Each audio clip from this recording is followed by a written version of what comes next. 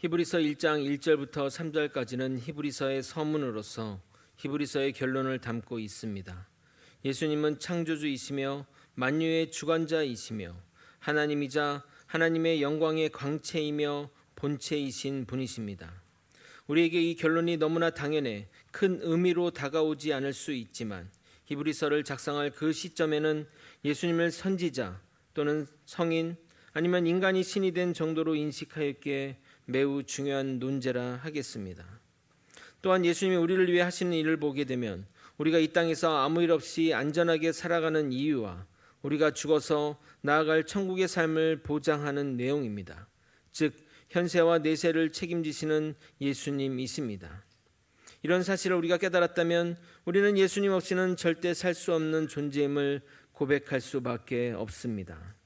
지금 시대를 살아가는 우리 신자들은 예수님이 누구이신지, 예수님이 하시는 일이 무엇인지 반드시 알아야 합니다. 요즘 시대를 보면 예수님을 성인의 한 사람으로 보거나 한 종교의 수장 정도로 생각합니다. 더 나아가 스스로 예수라고 하는 이들이 얼마나 많은지 모르겠습니다. 그런데 우리 그리스도인들이 이러한 불신자들과 이단에 제대로 대응하지 못해 미혹에 빠지는 성도들이 얼마나 많은지 안타까울 따름입니다. 그래서 우리는 예수 변증서라 불리는 이 히브리서를 통해 더욱 우리가 믿고 있는 것을 확고하게 다져야 할 것입니다. 신앙생활 가운데 위로도 받아야 하고 용기도 얻고 비전도 바로 세워야 하겠지만 무엇보다 우리가 믿는 예수님을 정확하게 제대로 아는 것이 제일 중요합니다. 히브리서서의 이 외침이 오늘 새삼 달리 느껴집니다. 히브리서 12장 2절 전반절입니다. 믿음의 주요 또 온전케 하시는 이인 예수를 바라보자. 우리 모두 예수를 바라보는 자가 되기를 소망합니다. 오늘 읽은 본문을 시작으로 예수님을 천사들과 모세, 대제사장 아론과 비교합니다. 예수님과의 비교 대상을 들으면 아니 비교할 대상을 비교해야지 예수님과 그들을 비교하더니 말이 안 되지 라는 반응을 보여야 당연합니다. 마치 홍만식 목사와 탤런트 김수현을 비교하겠다는 것과 마찬가지일 것입니다. 그러나 비교 대상이 되지 않음에도 이러한 비교를 하는 이유는 그 당시 유대교의 문제와 한계를 지적하므로 너희가 기독교를 믿음으로 핍박받고 고난을 받고 있지만 바른 길을 가고 있다는 것을 알려주기 위해서입니다. 그럼에도 예수님을 그들과 비교하는 것이 맞느냐 생각할 수 있지만 우리가 생각하는 예수님과 그 당시 유대 사람들이 생각하는 예수님의 지인은 다르다는 사실을 염두에 두어야 합니다. 우리는 다양한 사료들과 성경의 증거들을 통해 예수님을 종합적으로 이해해서 예수님이 하나님이시자 하나님의 아들이시며 우리의 구세주이심을 믿습니다. 그러나 그 당시 유대 사람들은 부족한 자료와 한정된 증거들을 통해 예수님을 보았기에 사람에 따라 의심과 불신의 눈을 가졌던 것입니다. 그러나 결론은 누가 봐도 명확합니다. 그러므로 우리는 결과를 중요하게 보기보다는 왜 예수님이 나은지 그 이유를 살피는 것이 중요하다 하겠습니다. 마치 홍만식 목사가 왜 김수현보다 더 나은지 그 이유를 알아가는 것이 중요한 것처럼 말입니다.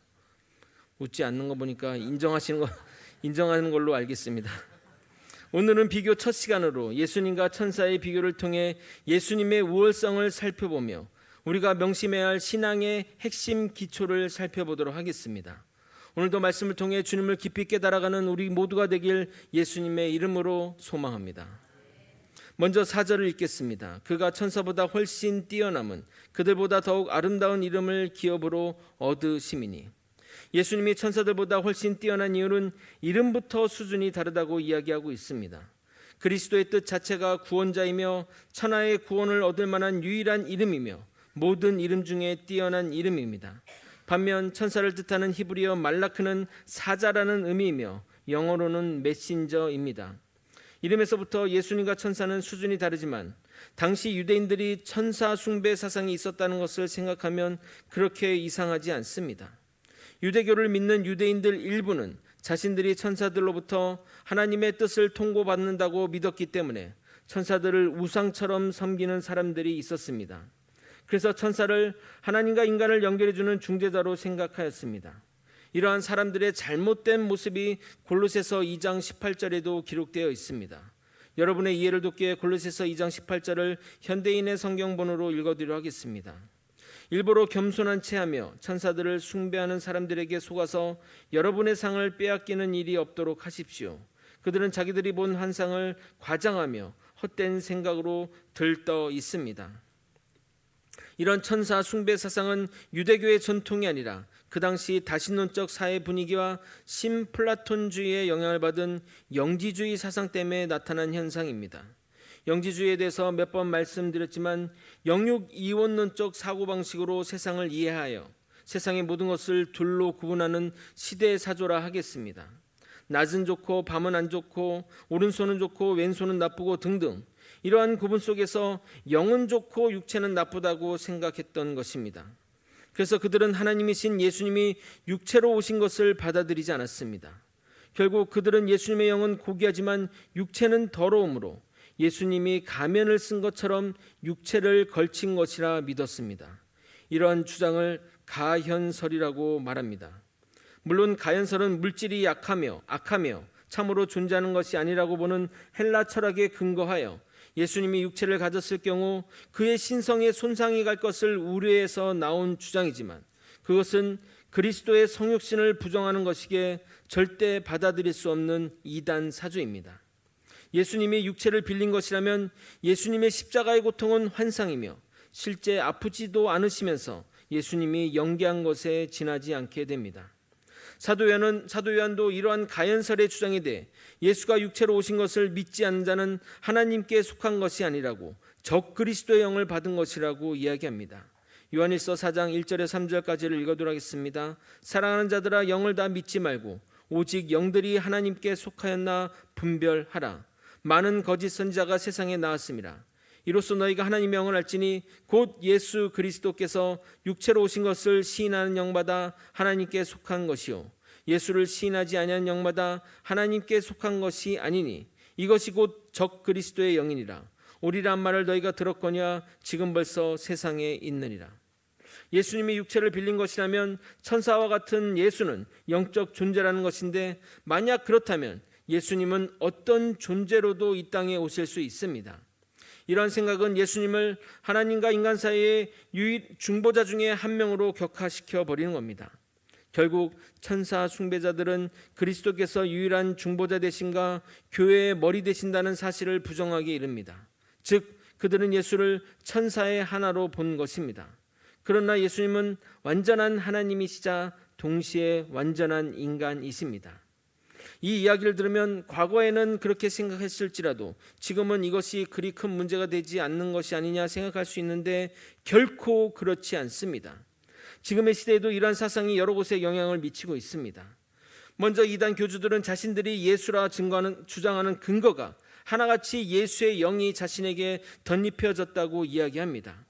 인간 예수는 요셉과 마리아의 아들인 보통 인간으로 태어났지만 그가 세례를 받을 때 예수의 영이 내려 그리스도가 되었다고 주장하는 가연설주의자들의 주장과 같은 주장을 합니다. 신천지 이만희 교주는 자신에게 성령이 임하면서 자신의 몸에 있던 모든 피를 다 토해내고 예수의 피가 자신에게 쏟아졌다고 주장하는 것이 이런 맥락입니다. 가톨릭이 주장하는 종교다원주의 사상도 이러한 사상의 연장선상이라 하겠습니다. 종교다원주의에 따르면 예수님이 동양에서는 부처로 왔다고 생각하고 아랍권에서는 마호메트로 온 것으로 생각하는 것입니다. 이 얼마나 황당한 생각입니까? 모든 만물의 신이 깃들었다고 믿는 다신론적 사상과 다를 바가 없는 것입니다. 이러한 기본적인 지식을 이해하면 우리는 본문을 술술 읽어나갈 수 있습니다. 5절부터 13절까지 히브리서 저자는 7개의 구약 성경 구절을 언급합니다. 이 모든 것이 예수 그리스도가 천사보다 우월함을 보여주는 성경 구절이자 메시아 예수를 예언한 성경 구절이라 하겠습니다. 먼저 5절을 읽어드리도록 하겠습니다. 하나님께서 어느 때 천사 중 누구에게 너는 내 아들이라 오늘 내가 너를 낳았다 하셨으며 또다시 나는 그에게 아버지가 되고 그는 내게 아들이 되리라 하셨느냐. 하나님은 예수님을 당신의 아들이라 부르셨습니다.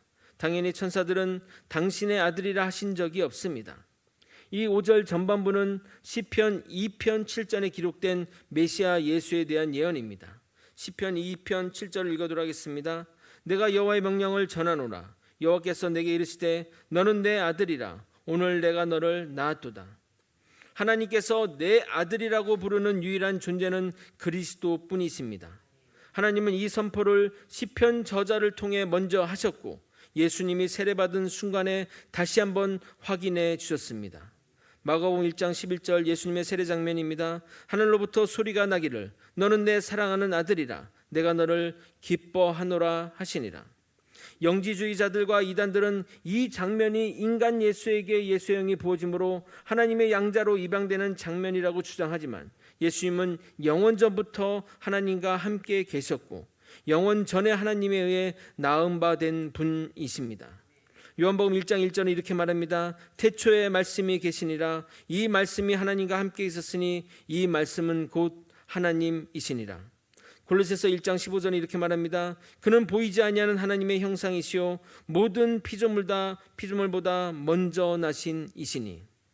여기서 하나님으로부터 나왔다는 말은 예수님이 하나님의 피조물이라는 말은 절대 아닙니다. 단순히 설명하기에는 깊은 내용이 있어서 이 부분은 나중에 살펴보도록 하겠습니다. 이어지는 5절 후반부는 사무엘하 7장 14절에 나온 표현으로 다윗 언약이 말하는 메시아 예수를 지칭하는 표현입니다. 사무엘하 7장 14절 전반부입니다. 나는 그에게 아버지가 되고 그는 내게 아들이 되리니. 물론 다윗은 이 말을 앞으로 자신이 낳을 솔로몬을 축복하는 말로 들었겠지만 예수 그리스도의 신분을 예언하는 것입니다. 하나님과 예수의 관계는 아버지와 아들의 관계입니다. 이러한 예수님의 신분은 구약에는 선지자를 통해 전달되었지만 신약에 이르러는 직접 하나님의 음성으로 전해 주십니다. 하나님은 예수님이 세례받으실 때 하늘에서 말씀하시고 예수님이 또 변화산에서 기도하실 때 제자들에게 직접 말씀하셨습니다. 변화산에서 말씀하신 하나님의 음성을 읽어드리도록 하겠습니다. 마태복음 17장 5절입니다. 말할 때 호련히 빛난 구름이 그들을 덮으며 구름 속에서 소리가 나서 이르시되 이는 내 사랑하는 아들이요 내 기뻐하는 자니 너희는 그의 말을 들으라 하시는지라. 이 모든 말씀이 예수님은 하나님의 아들이라는 것입니다. 아무리 종이 뛰어나고 그 종이 주인과 친밀하다고 할지라도 아버지와 아들과의 관계를 넘어설 수는 없습니다. 특히 삼위일체 하나님이신 성자 예수님은 그 스스로가 하나님이시기에 천사들과 비교 자체가 불가한 존재이십니다. 이제까지 신분에 대한 비교라면 이어지는 본문은 역할에 따른 비교입니다. 먼저 천사들의 역할을 이야기하고 있습니다. 6절을 여러분이 한번 읽어보도록 하겠습니다. 함께 읽겠습니다. 시작. 또 그가 마다들을 이끌어 세상에 다시 들어오게 하실 때에 하나님의 모든 천사들은 그에게 경배할지어다 말씀하시며. 하나님이 이 땅에 들어오실 때 천사들의 호의와 경배를 받는다는 기록입니다. 이것 또한 신명기 32장 43절 70인역본에 기록된 말씀입니다. 이 예언적 말씀은 예수님이 탄생하실 때 천사들에 의해 성취가 됩니다. 누가복음 2장 10절에서 14절을 읽어드리도록 하겠습니다. 천사가 이르되 무서워하지 말라. 보라 내가 온 백성에게 미칠 큰 기쁨의 좋은 소식을 너희에게 전하노라. 오늘 다윗의 동네에 너희를 위하여 구주가 나섰으니 곧 그리스도 주시니라. 너희가 가서 강보에 쌓여 구유에 누워 있는 아기를 보리니 이것이 너희에게 표적이니라 하더니 호련히 수많은 천군이 그 천사들과 함께 하나님을 찬송하여 이르되 지극히 높은 곳에서는 하나님께 영광이요 땅에서는 하나님이 기뻐하신 사람들 중에 평화로다 하니라. 7절은 하나님이 천사를 바람으로 또는 불꽃으로 삼으셨다고 말합니다. 즉 이 말은 천사들은 하나님이 사용하는 도구라는 의미입니다. 7절을 또 읽어드리도록 하겠습니다. 또 천사들에 관하여는 그는 그의 천사들을 바람으로 그의 사역자들을 불꽃으로 삼으시느니라 하셨으되. 이 구절은 시편 104편 4절을 인용하였습니다. 여기서 삼으니라라고 한 헬라어 포이오는 행하다라는 의미와 만들다라는 이중적인 의미가 있습니다. 즉 하나님은 천사를 친히 만드시고 자신의 목적을 위해 사용하신다는 겁니다. 천사들은 하나님의 명령을 수행하는 자들로 그 위상과 기능이 정해져 있습니다. 그들은 하나님의 창조물이며 그분이 임의로 쓰시는 도구들입니다. 이에 천사에 이어 하나님의 아들이신 예수 그리스도의 지위와 통치권에 관한 진술입니다. 먼저 8절을 읽어보도록 하겠습니다. 아들에 관하여는 하나님이여 주의 보좌는 영영하며 주의 나라의 규는 공평한 규이니라. 이 8절은 시편 45편 6절의 인용으로서 원래 이 시편은 왕을 위한 결혼 축하 시로 쓰였는데 실제는 메시아를 위한 축하 시였다고 말하는 겁니다. 히브리서 서론에서 말씀드린 대로 히브리서가 구약의 참고서라고 말씀드린 이유가 이런 이유라 하겠습니다. 그 당시 사람들은 이 구절이 메시아를 나타내는 구절인지 몰랐지만 히브리서를 통해 재해석해 주고 있는 것입니다. 이 구절이 뜻하는 바는 천사들은 하나님을 섬기는 존재에 불과한데 예수 그리스도는 하나님으로서 하늘 보좌에서 통치하는 존재임을 나타내고 있습니다. 여기서 규는 지팡이를 말하는 것인데 다스림과 권세를 상징합니다. 우리나라 군대 지휘관에게 지휘의 상징으로 작은 막대 지팡이를 주듯이 고대 왕들에게도 지팡이가 주어졌습니다. 왕에게 주는 왕관과 보좌는 왕의 지위를 상징하고 지팡이는 재판이나 명령 가운데 권위를 나타내는 것입니다. 그래서 재판 가운데 지팡이를 두드리면 판결이 되었음을 나타내는 것입니다. 그런데 여기서 중요한 것은 하나님 나라의 판결이 공평에 기초하였다는 겁니다. 제가 가장 기대하는 하나님 나라의 가치는 바로 이 공평함입니다. 사람마다 중요하게 여기는 가치가 다르겠지만 저는 정직함, 공평함, 공의로움에 가장 우선순위를 둡니다. 그래서 저는 상대방이 거짓말하면 정말 싫어합니다. 차라리 엄청난 실수를 하더라도 정직했으면 좋겠습니다. 많은 국민들이 우리나라 사법체계를 신뢰하지 않습니다. 국민 성향도 어느 정도 영향이 있을 수 있지만 그동안 신뢰받지 못한 판결들을 해왔기 때문에 스스로 자초한 일이라 생각합니다. 최근 조사에 따르게 되면 대한민국이 OECD 국가 중 사법 신뢰도가 최하위라고 말하니 참 망신스럽다는 생각이 듭니다. 우리나라가 좀 더 정의로운 사회가 되었으면 좋겠습니다. 그런데 우리 예수님은 또한 공의를 사랑하시고 불법을 미워하시는 분이십니다. 구절을 여러분이 한번 읽어보도록 하겠습니다. 함께 읽겠습니다. 시작. 주께서 의를 사랑하시고 불법을 미워하셨으니 그러므로 하나님 곧 주의 하나님이 즐거움의 기름을 주께 부어 주를 동료들보다 뛰어나게 하셨도다 하였고. 저는 이런 예수님이 너무나 좋습니다. 우리를 사랑하시고 긍휼을 베푸시고 인애와 자비가 많으신 것도 좋지만 저는 의로우시고 불법을 위하시는 주님의 성품에 더욱 끌립니다. 그런데 그런 예수님의 성품에 하나님도 기뻐하셨나 봅니다. 그래서 기름을 부으시는데 즐거움의 기름을 부으셨다고 말씀하시는 겁니다. 즉 즐겁게 기름을 부었다는 말입니다.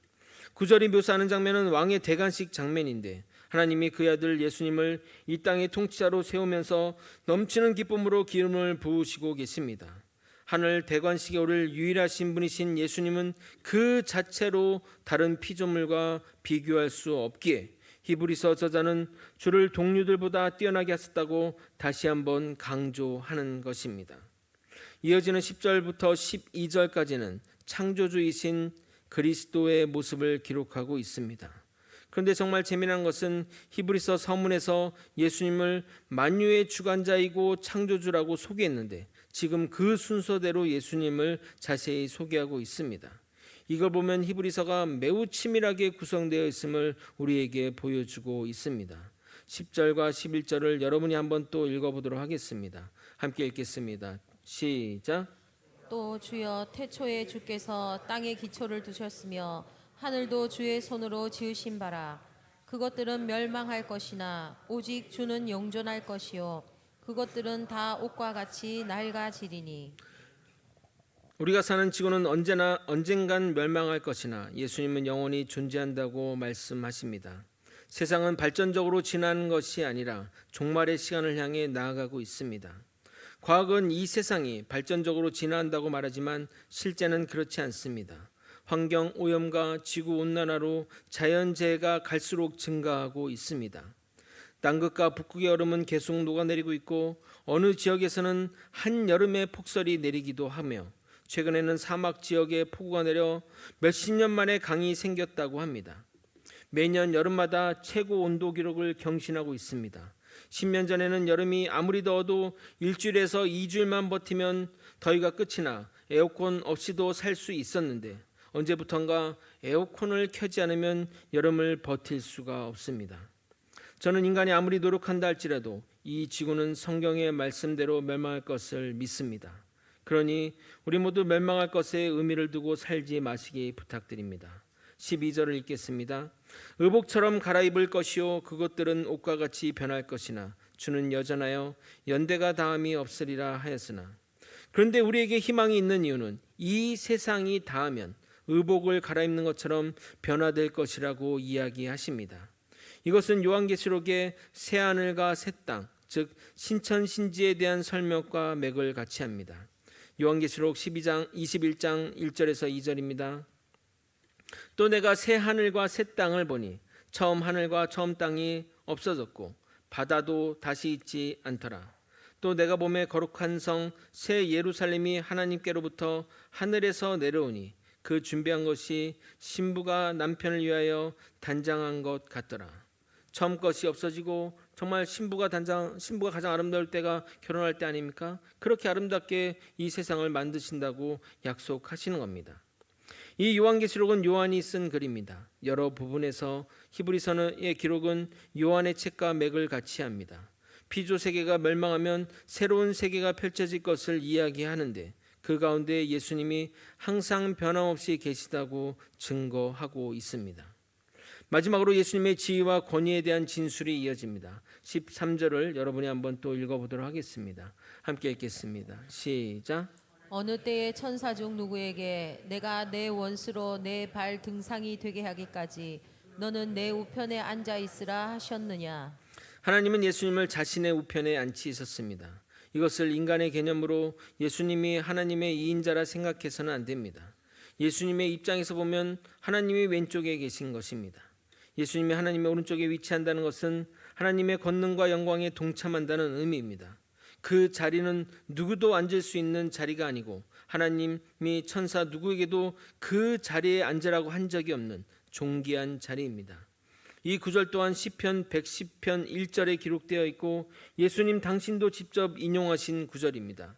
시편 110편 1절을 읽어보도록 하겠습니다. 여호와께서 내 주에게 말씀하시기를 내가 내 원수들로 내 발판이 되게 하기까지 너는 내 오른쪽에 앉아 있으라 하셨도다. 메시아를 예언하는 대부분이 시편인 것은 시 문학 장르적 특성의 반영이라 생각합니다. 시란 일상에 느끼는 것들을 깊이 묵상하여 정제된 언어로 표현하는 것이기에 기도의 과정과 유사하다 하겠습니다. 그래서 하나님을 깊이 묵상하는 가운데 찬양하며 지은 시라 하나님의 계시가 드러나는 것이 당연하고 특히 다윗과 같이 높은 영성의 사람에게 더욱 그러하다 하겠습니다. 원수들이 주님의 발등상이 된다는 것은 원수가 권위 아래 완전하게 굴복했다는 의미입니다. 구약시대에는 사로잡은 적장의 목을 발로 밟는 관습이 있어서 그것을 은유적으로 표현한 것인데 여호수아에서 이런 장면을 확인할 수 있습니다. 어떤 분은 원수를 굴복시킨 이후에는 예수님이 하늘보좌 우편에서 내려오신다는 말이냐라고 묻기도 하는데 예수님이 원수를 굴복시킬 정도로 높아진 것을 강조하는 문학적 표현입니다. 부모가 자녀에게 너 대학 갈 때까지 내가 뒷바라지 할게 라고 말했다고 대학 들어가면 싹 끊는다는 의미가 아니라 그때까지 최선을 다하겠다는 의미로 쓰인 것처럼 말입니다. 이제서자는 마지막 14절을 통해 결론을 내리고 있습니다. 우리 함께 읽도록 하겠습니다. 시작. 모든 천사들은 섬기는 영으로서 구원받을 상속자를 위하여 섬기라고 보내심이 아니냐. 아멘. 듣는 천사 기분 나쁠지 모르지만 천사들은 모두 섬기는 영들이며 앞으로 구원받을 사람들을 섬기라고 하나님이 보내신 일꾼에 불과합니다. 그 이상도 그 이하도 아님을 명확하게 말하고 있는 것입니다. 예수님은 우리의 주관자이시며 하나님이신데 천사들은 성도들에게 예속되어 성도들을 섬기는 존재입니다. 구원 얻은 성도들을 섬기는 존재인 천사를 신앙의 대상으로 삼고 그 천사를 숭배하는 것은 성도가 누려야 할 영적 특권을 버리는 어리석은 행동이라 하겠습니다. 하나님은 자신들의 천사들을 보내셔서 자신의 천사를 보내셔서 우리들을 섬기도록 하실 정도로 우리 인간은 하나님께 정말 귀한 존재들입니다. 하나님은 창세전에 그리스도 안에서 우리를 택하사 구원하시기로 예정하셨으며 이러한 우리를 위해 천사를 보내셨습니다. 그리고 하나님은 우리를 하나님 나라를 함께 상속할 공동 상속자로 삼으셨습니다. 로마서 8장 17절입니다. 자녀이면 또한 상속자 곧 하나님의 상속자요 그리스도와 함께 한 상속자이니 우리가 그와 함께 영광을 받기 위해 고난도 함께 받아야 할 것이니라. 하나님이 우리를 얼마나 사랑하는지 우리를 얼마나 귀히 여기는지 우리는 반드시 깨달아야 합니다. 말씀을 정리하겠습니다. 천사는 숭배의 대상이 아니라 우리가 부려할 대상입니다. 히브리서 서론에서 언급한 대로 예수님은 천사를 포함한 이 모든 피조물을 창조하신 창조주이심을 안다면 비교할 대상이 되지 않습니다. 천사는 하나님을 수종드는 자이며 구약에서는 하나님의 메시지를 인간에게 연락하는 연락관일 뿐이지 우리가 섬길 대상은 결코 아닙니다. 그래서 천사들과 예수님을 비교하는 것은 말도 안 되는 일입니다. 예를 들어 제가 친구에게 어제 손흥민 골 넣었잖아. 나도 어제 저녁에 청소년들과 축구할 때 골 넣었는데 손흥민보다 더 멋진 골을 넣었어 라고 말하면 친구들이 저에게 너 어제 뭐 잘못 먹었니? 왜 그래? 어디 아파? 기도 많이 하더니 미쳤구나 라고 하지 않겠습니까? 이와 같이 유대인들도 예수님과 천사를 비교하는 히브리서 저자의 말을 들으면 말도 안 되는 비교하는 것 아니야 라고 할 것입니다. 그럴 때 저자는 유대교로 돌아가는 디아스포라 유대인에게 이렇게 말합니다. 너희가 지금 그러고 있잖아. 예수와 천사가 비교할 가치가 되냐?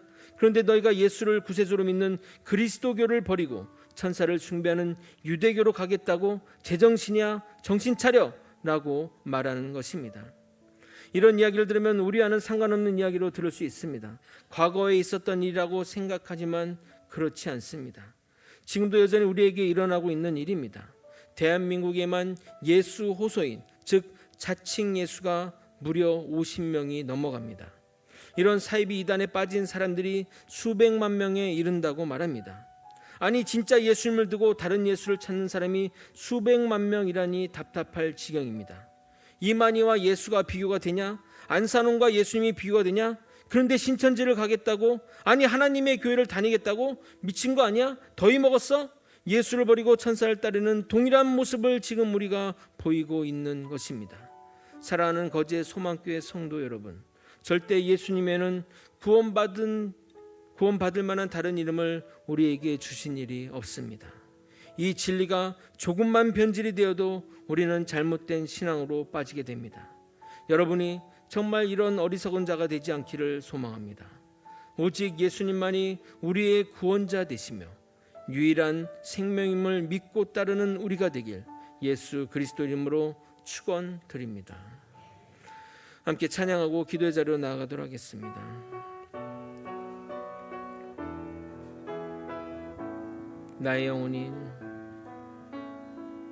나의 영혼이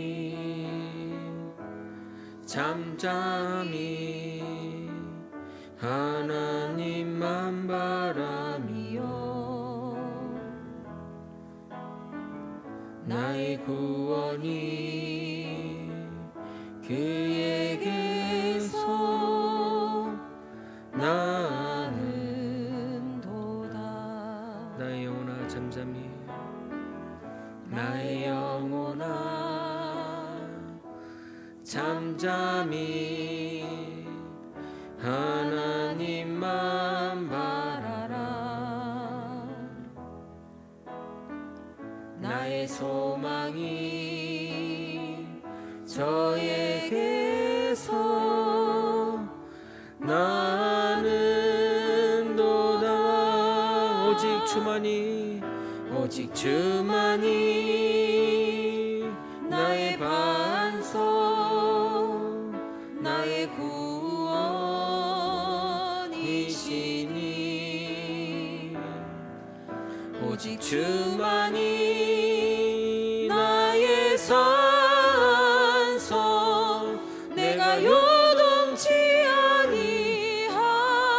2절 찬양하도록 하겠습니다. 나의 영혼이 간절히 나의 영혼이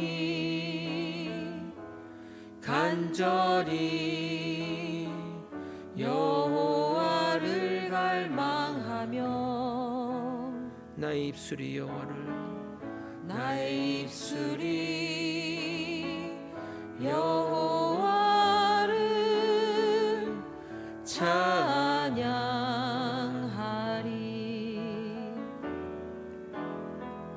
나의 영혼이 즐거이 여호와를 따르리니 나의 평생에 여호와를 송축하리.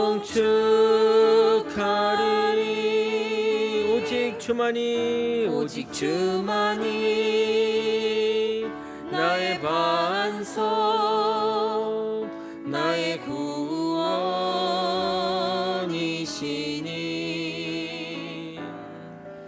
오직 주만이 나의 산성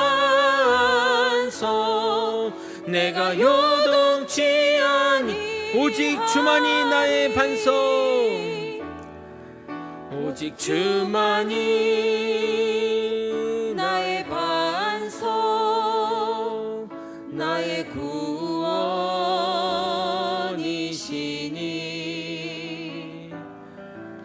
오직 주만이 나의 산성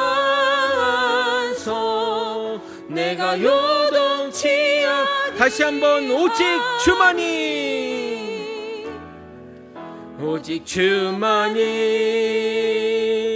나의 반석 나의 구원이시니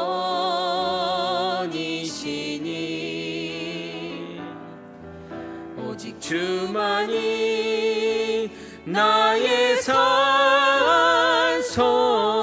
내가 요동치 아니하리. 내가 요동치 아니. 다시 한번 내가 요동치 아니하리. 내가 요동치 아니하리. 우리에게 유일한 주님은 누구십니까? 바로 예수 그리스도이십니다. 우리에게 유일한 생명이 누구십니까? 바로 예수 그리스도이십니다.